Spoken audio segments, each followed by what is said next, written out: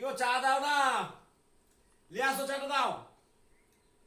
দেখি চা দেওয়ার জন্য কখন থেকে বলছি যে চা খাবো।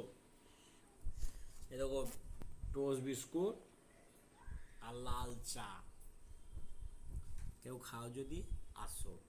টোস্ট বিস্কুট লাল চা, এই চুবিয়ে চুবিয়ে খেতে হেভি লাগে। ফাইনালি ভাই আমার লাল চা খুব ভালো লাগে। বলতে গিয়ে চা আমার খুব, লাল চাটা পাতা চা, লাল চা দিয়ে আমি সকালবেলায় চা খেয়ে আমার খুবই সুন্দর লাগে লাল চা।